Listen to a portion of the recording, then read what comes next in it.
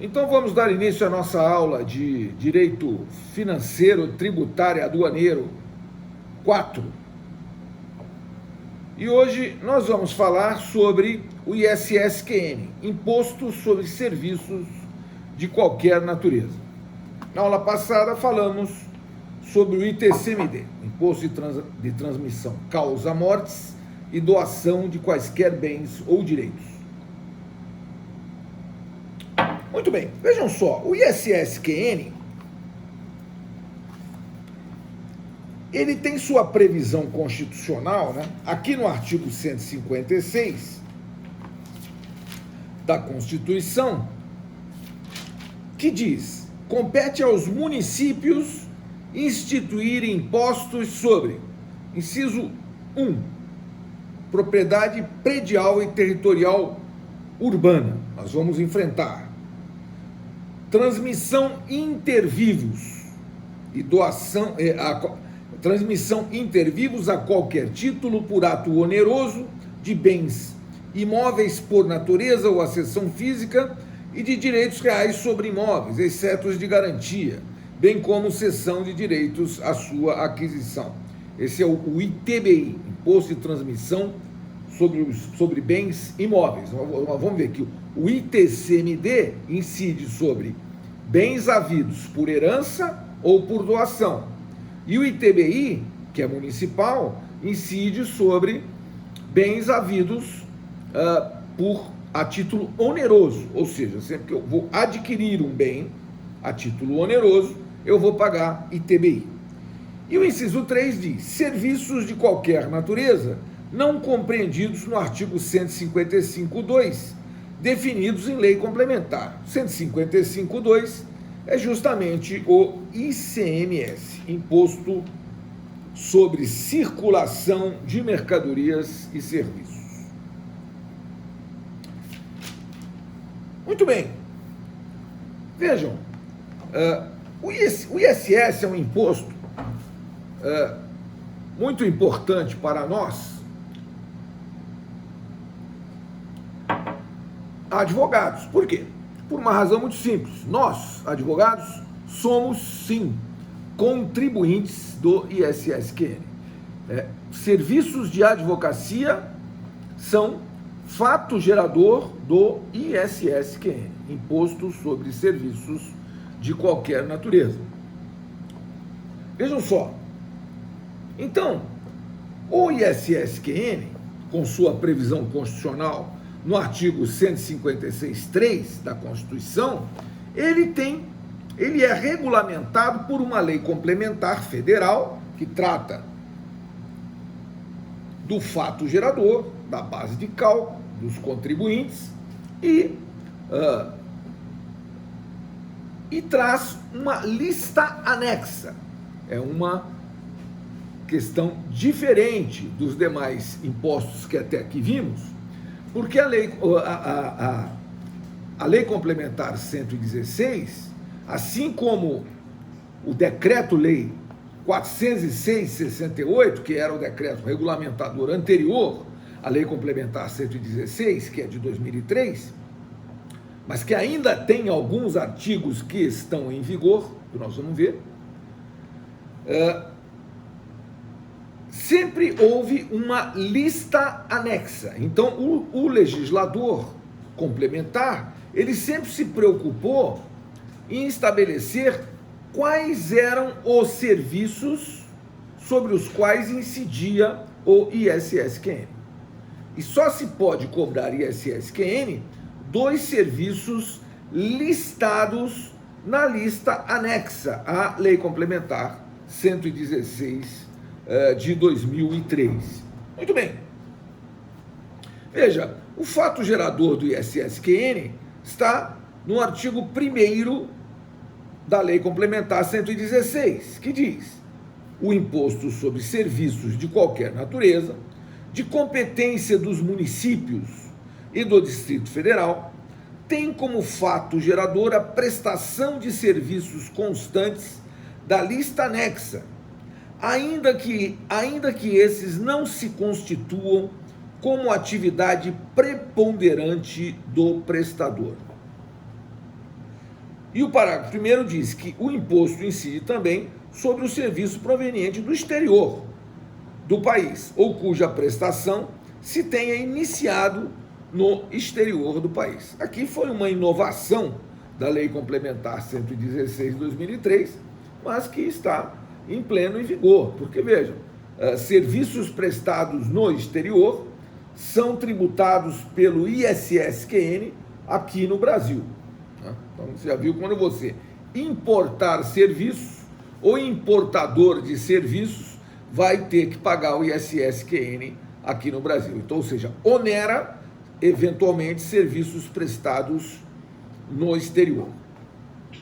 Olha, e não são poucos não. Não são poucos serviços prestados no exterior para empresas brasileiras. Por quê? Notadamente em face de, quando se fala de alta tecnologia, muito se importa serviço. Então, serviço de alta tecnologia é muitas e muitas vezes importado. E sobre o valor desse serviço importado, a gente vai ter que pagar, o importador brasileiro vai ter que honrar, além dos impostos normais, né? Como, por exemplo, se for royalties, você vai pagar uma CID, remessa de valores para o exterior, porque é uma contribuição de intervenção no domínio econômico, que incide sobre remessa de valores para o exterior. Então, se você vai fazer o pagamento do serviço lá fora, você vai ter que pagar uma CID, 10%. E a alíquota do ISS vai ser entre 2% e 5%. Calma que a gente chega lá. Mas, veja, o fato gerador do ISS é a prestação de um serviço previsto na lista anexa à Lei Complementar 116. E aí, a gente tem que dar uma olhadinha rapidamente na lista anexa. Quando termina a lei é uma lei pequenininha, ela tem só 10 artigos. E logo em seguida termina a lei e começa a tal lista anexa. Lista de serviços anexa à Lei Complementar 116. E aí vai elencando, começando pelo item 1, serviços de informática em congêneres. E aí vai 1.01, análise e desenvolvimento de sistemas, programação, processamento, armazenamento, hospedagem de dados, textos, imagens, vídeos, páginas eletrônicas, aplicativos, sistema de informação, entre outros formatos e congêneres. E aí vai fazendo um elenco. A questão, veja, é importante, porque, veja, o legislador descreve detalhadamente cada um dos serviços, até chegar aqui no item 17.14,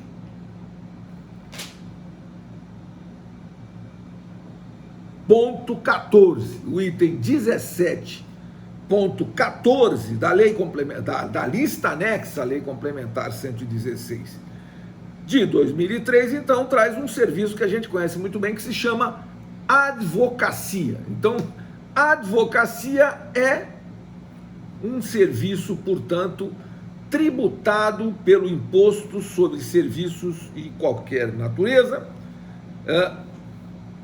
inclusive outras dezenas, quiçá centenas de serviços. A lista anexa termina no item 40.01, obras de arte sob encomenda. Então, obras de arte sob encomenda são fato gerador do ISS. Serviços relativos a obras de arte sob encomenda, incide ISS. Bom, então, tem que examinar com rigor, com vagar, todo serviço que não seja tributado pelo ICMS, a rigor e a priori, deverá ser tributado pelo ISS. ICMS, só para a gente ver, olha só, o ICMS incide sobre transporte interestadual e intermunicipal. Então, transporte interestadual e intermunicipal é fato gerador do ICMS. E o transporte intramunicipal é fato gerador do ISS. Então, serviços de transporte intramunicipal é fato gerador do ISSQN, Imposto sobre Serviços de Qualquer Natureza. Muito bem. Qual é a base de cálculo, né, senhores? A base de cálculo do ISS. Está aqui no artigo 7º, que diz assim: a base de cálculo do imposto é o preço do serviço. Bom, se a base de cálculo do imposto é o preço do serviço, disso, em tese, eu poderia inferir, ou em tese deveria inferir, que a base de cálculo do imposto sobre serviços profissionais de assistência jurídica, ou serviços de advocacia, seriam, então, o valor dos honorários advocatícios. Se a base de cálculo do imposto é o preço do serviço, mas não é. Não é por quê? Vou explicar. Porque chega aqui no artigo 10 e fala assim, ó, olha o que o artigo 10 diz. Ficam revogados os artigos 8º, 10º, 11º e 12º do Decreto-Lei 406 de 31 de dezembro de 1968. Opa! Quer dizer que se revogou o artigo 8º, e revogou o artigo 10º, revogou o artigo 11º e o 12º, fica claro para mim, espero que fique para você, que o artigo 9º não está revogado. Artigo 9º de qual decreto? Decreto-Lei 406/68. E aí eu vou no artigo 9º do Decreto-Lei 406/68 e vejo o seguinte, olha, o que ele diz? A base de cálculo do imposto, o Decreto-Lei 406/68, ele trata de ICMS e ISS. E ele, inclusive, tinha uma lista anexa. Veja, ele é de 68. Então, a lista anexa do Decreto-Lei 406/68 está revogada. Mas o artigo 9º não está revogado. Porque quando uma lei revoga uma anterior, a lei revoga a lei anterior quando ela expressamente diz, fica revogada a lei número tal, ou quando ela trata da matéria de forma tão mais abrangente que a lei anterior fica revogada, ou quando ela trata da matéria de forma antinômica à lei anterior, né? Eu dou aquele exemplo esdrúxulo em sala de aula. A lei A diz que a porta deve estar aberta, a lei B diz que a porta deve estar fechada. Simples assim, por regra de hermenêutica, a porta vai ficar fechada. Por quê? Porque a lei B, que é mais nova, revogou a lei A anterior. Então a lei nova revoga a lei anterior. Quando ela expressamente diz isso, quando ela trata da questão de forma mais abrangente, ou quando ela trata da questão de forma antinômica. Nesse caso aqui, a Lei Complementar 116, que é de 2003, tratou da questão do ISS de forma tão mais abrangente que revogou o Decreto-Lei 406/68. Porém, não revogou o artigo 9º, porque expressamente consignou que ficam revogados os artigos 8º, 10º, 11º e 12º. Portanto, o artigo 9º está em pleno vigor. E o que diz o artigo 9º? Ele diz: a base de cálculo do imposto é o preço do serviço. Porém, o parágrafo 1º, então até aqui, veja,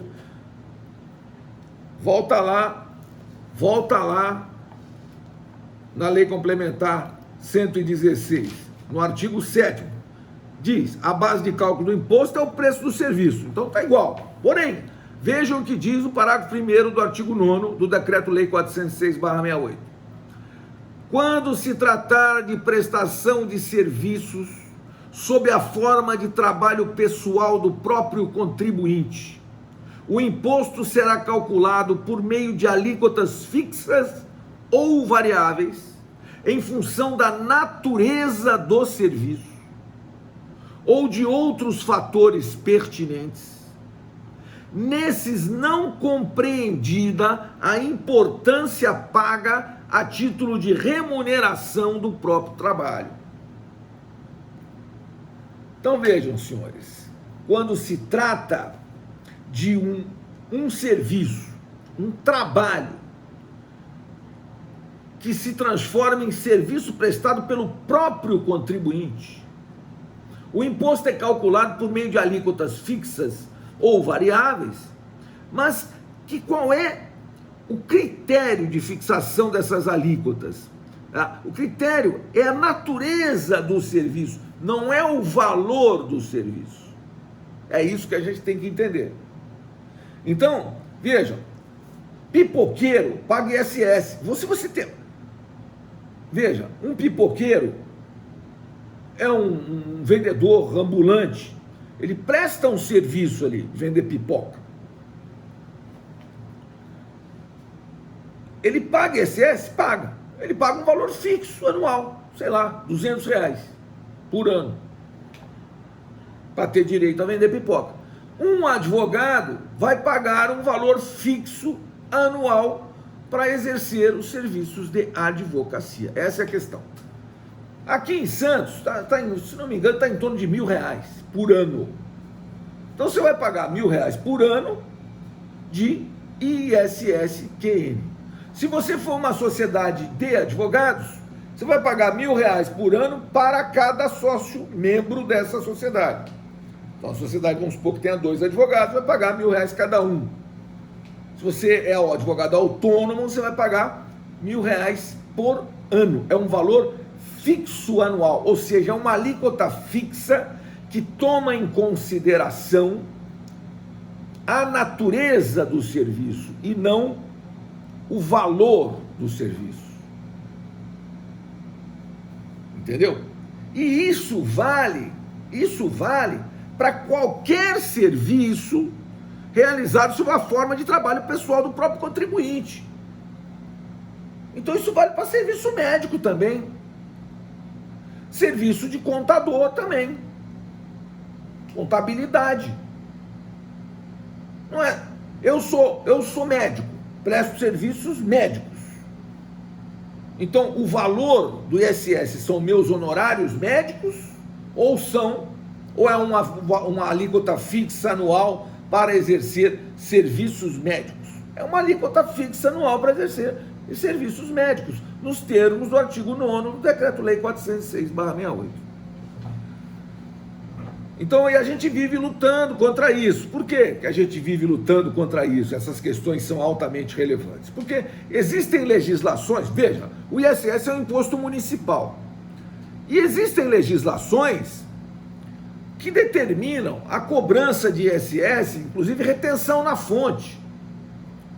O município de São Paulo é um deles. O município de São Paulo, você tem que ter um cadastro na Prefeitura de São Paulo, mesmo que você seja de outro município que não São Paulo, mas se você presta serviço para um tomador de serviço que fica em São Paulo, você é obrigado a se cadastrar lá, porque senão ele desconta o ISS na fonte. E que ISS na fonte que ele vai descontar? A alíquota do ISS, sei lá quanto ele desconta, 2, 3, ou 4 ou 5%. Sendo que o advogado, ele não paga ISS em percentual sobre o valor dos seus honorários, sobre o valor da sua nota fiscal. Ele paga um valor fixo anual. A sua nota fiscal, o item que você coloca lá é isenção de ISS. Isenção. Você tira a nota com isenção. Por quê? Porque você não tem que pagar ISS sobre o valor dos seus honorários. Essa é uma questão relevante, até a pergunta que está no Moodle aí. Um advogado, um escritório de advocacia, um advogado tem que pagar ISS sobre o valor dos seus honorários advocatícios? E a resposta é não. Ele não deve pagar ISS sobre o valor dos seus honorários, mas vai pagar um valor fixo anual em decorrência do artigo 9º, parágrafo 1º do Decreto-Lei 406/68, que não foi revogado pela Lei Complementar 116 de 2003 e, portanto, a base de cálculo, no caso dos serviços consistentes em trabalho pessoal do próprio contribuinte, o valor não tem como base de cálculo o valor do serviço, mas tem como base de cálculo uma alíquota fixa baseada na natureza do serviço. Viram isso? Isso é muito importante e é o que diferencia. Os senhores, não poucas vezes, se os senhores principalmente forem fazer uma advocacia empresarial, você vai advogar para a empresa vai pedir a você que emita a nota fiscal. E muitas empresas vão querer fazer retenção de ISS da fonte. E aí você vai ter sempre que argumentar, olha, não vai reter ISS da fonte. O ISS não é devido em função do valor do serviço. O ISS é devido em função da natureza do serviço. E aí ele vai dizer, mas por quê? Eu já tive que dar aula de direito tributário para umas 50 secretárias de multinacional, entendeu? A secretária diz assim, não sei, doutor, não, eu vou descontar o ISS. Fala, você não vai descontar coisíssima nenhuma, porque eu não devo ISS em função do valor dos meus honorários. Eu devo ISS um valor fixo anual, porque a Lei Complementar 116, que regulamenta o ISS, não revogou o artigo 9º do Decreto-Lei 406/68, que estabelece que o valor do ISS dos advogados, assim como dos médicos e outros profissionais liberais, esses honorários não têm nenhuma pertinência, nenhuma relevância em relação ao valor do ISS que eu tenho que pagar. Eu pago um ISS fixo anual para prestar serviços de advocacia. Ponto. Nada mais. E mais, nenhum município do Brasil vai me obrigar a reter ISS na fonte. Porque se eu retiver ISS na fonte, por um município onde está o tomador, eu jamais vou conseguir recuperar esse imposto. Veja, nós temos uma questão aí altamente relevante em relação ao ISS, que é a questão do princípio da territorialidade. E olha só o problema que dá isso. Porque o princípio da territorialidade, ele está no artigo 3º lá, que diz assim, ó. O artigo 3º da Lei Complementar 116. Olha o que diz o artigo 3º da Lei Complementar 116. Minuto só. Ele diz assim: o serviço considera-se prestado e o imposto devido no local do estabelecimento prestador, ou, na falta do estabelecimento, no local do domicílio do prestador, exceto nas hipóteses previstas nos incisos 1 a 25, quando o imposto será devido no local. E aí os incisos 1 a 25, entre os incisos 1 a 25, não está a advocacia, fique bem claro. Mas aí ele vai estabelecendo aqui nesses incisos 1 a 25, ele fala, primeira questão da importação, né? Do estabelecimento do tomador ou intermediário do serviço, na falta do estabelecimento onde estiver domiciliado, na hipótese do parágrafo 1º do artigo 1º. Isso é importação de serviço, lógico. Aí o ISS é devido no local onde está a sede do importador de serviço. Muito bem. Agora, os incisos seguintes, que são de 2 a 25, eles vão dizendo o seguinte, olha, instalação de andaimes, palcos, coberturas e outras estruturas no caso dos serviços descritos no subitem 3.05. Então, veja só, você prestou serviços de instalação de andaimes no município da Praia Grande. Você é uma empresa de Santos, mas você instalou andaimes em Praia Grande. Você vai pagar ISS para que município? Vai ter que pagar para Praia Grande. Porque o que diz a lei complementar? Ela diz o seguinte: o serviço considera-se prestado e o ISS devido no local da sede do estabelecimento prestador, a não ser que se trate dos itens 1 a 25 da lei, anexos. Então, os incisos do artigo 3º da Lei Complementar 116. E no caso, serviços de instalação de andaimes, e aí vai dizendo, execução de obra, demolição, edificações em geral. Então, obra civil, o ISS é devido no local da obra, não importa onde você tem sede. É uma questão interessante, porque, veja, como se trata de um imposto municipal, eu tenho um problema, porque qual é a jurisdição do município? É só o território do município. A Prefeitura Municipal de Santos não tem jurisdição sobre nenhum contribuinte localizado fora do município de Santos. Agora, muitas empresas situadas fora do município de Santos prestam serviço em Santos. E aí, como é que ela faz? Ela, a Prefeitura de Santos, quer cobrar ISS. Então ela vai mandar reter na fonte o ISS, porque o tomador está em Santos, o tomador do serviço. Aí você vai ter que analisar, isso gera uma briga enorme, tem um monte de processo na justiça.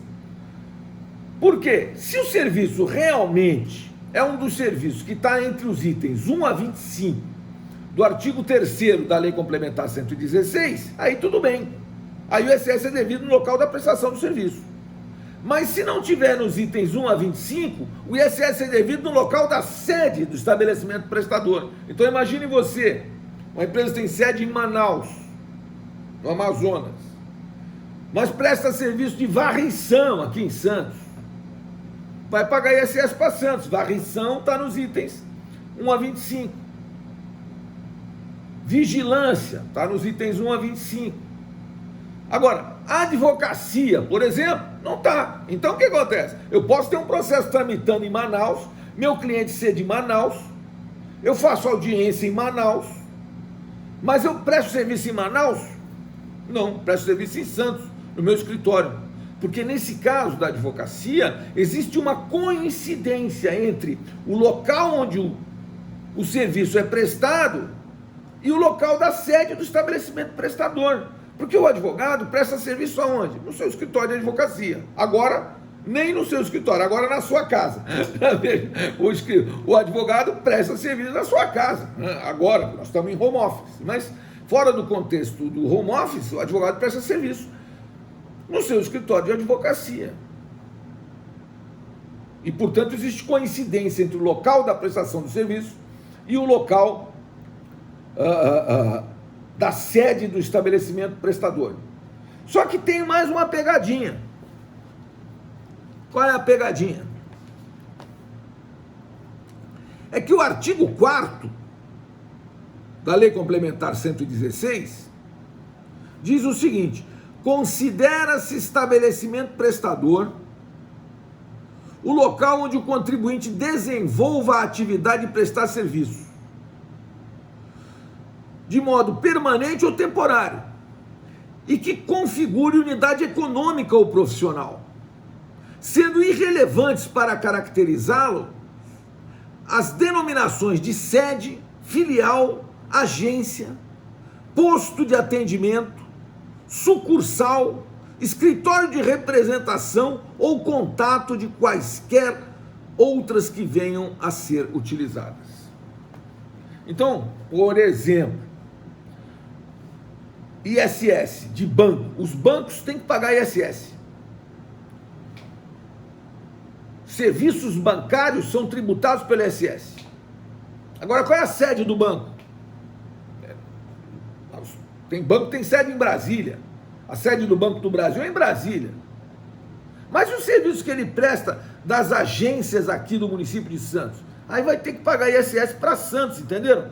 Porque aqui tem uma agência, filial, escritório, qualquer nome que você queira dar, não importa, sucursal, escritório de representação, contato, olha, ele usa a expressão contato. Ah, você tem o meu contato em Santos, você vai pagar INSS em Santos. Porque vai se considerar como sede do estabelecimento prestador essa sua agência, essa sua filial, essa sua sucursal, esse seu escritório, esse seu contato que seja. Nós temos discussões imensas, eu promovi uma discussão imensa lá no município de Americana, que eu dei assessoria para um instituto que levantou lá ISS de leasing. O leasing é fato gerador do ISS. E o ISS é devido aonde? Onde o serviço é prestado. Mas onde o serviço é prestado? A jurisprudência do STJ era pacífica, no sentido de que o ISS é devido no local da prestação do serviço, do leasing. Só que aí veio o ministro Luiz Fux, antes de ir para o Supremo, e mudou a jurisprudência. E foi embora do STJ. Hoje é presidente do Supremo. Uma jurisprudência de mais de 50 anos do STJ. Mudou. Não. O ISS é devido no local da sede do banco, porque é lá na sede do banco que o cara bola o contrato.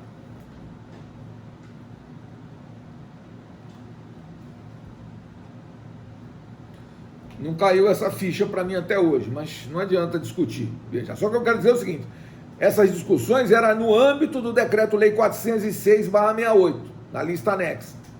Com o advento da Lei Complementar 116, então, eu vislumbro que essa jurisprudência não pode prevalecer, porque se o banco tem um contato, tem uma agência, tem um representante, tem um escritório, tem qualquer coisa nesse município aqui, ele vai ter que pagar ISS para quê? Por quê? Manter sede social não é fato gerador do ISS. O fato gerador do ISS é prestação do serviço. Quando existe uma coincidência, o caso do escritório de advocacia, existe coincidência entre o local da prestação de serviço e o local da sede do estabelecimento prestador. Se você falar em obra civil, por exemplo, aí pode haver coincidência ou não, mas normalmente muitas e muitas vezes não, né? Imagina uma empresa de Santos que presta serviço em Praia Grande. Vai ter que pagar ISS para onde? Para Praia Grande. Por quê? Porque é simples, porque está na lista dos incisos 1 a 25 do artigo 3º da Lei Complementar 116 de 2003. Um minuto só que eu vou encerrar a gravação e continuo em seguida. Um minuto, por favor.